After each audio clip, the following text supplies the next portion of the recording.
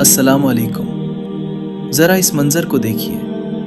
ऊपर से देखने पर हरम शरीफ कितना बड़ा दिखाई देता है, मगर कभी सोचा है जिस घर के सामने आज लाखों लोग जमा हैं, उसी घर की तामीर करने वाले हज़रत इब्राहीम अलैहिस्सलाम जब इसकी दीवारें बुलंद कर रहे थे तो उन्होंने अल्लाह से क्या दुआ की थी। कुरान में अल्लाह ताला फरमाता है कि हज़रत इब्राहीम अलैहिस्सलाम और हज़रत इस्माईल अलैहिस्सलाम बैतुल्लाह की बुनियादें उठाते हुए दुआ कर रहे थे, ऐ हमारे रब, हमसे ये काम कबूल फरमा, बेशक तू ही सब कुछ सुनने वाला, सब कुछ जानने वाला है। ज़रा गौर कीजिए, काम अल्लाह के घर का था, हाथ अल्लाह के नबी के थे, फिर भी उन्हें अपनी मेहनत पर घमंड नहीं था, बल्कि डर था कि पता नहीं हमारा ये अमल कबूल होगा या नहीं।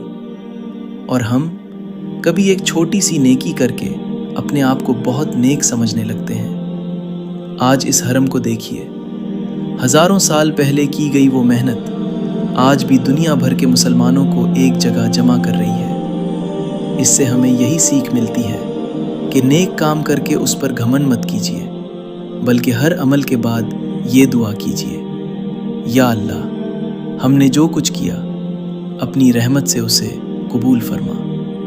अल्लाह ताला हमें दिखावे से बचाए और हमारे छोटे बड़े नेक अमल कबूल फरमाए। आमीन या रब्बल आलमीन। और हरमैन शरीफैन की ऐसी ईमान अफरोज़ और सीख देने वाली वीडियो के लिए मिज़ लैब स्टोरीज़ को ज़रूर सब्सक्राइब कीजिए।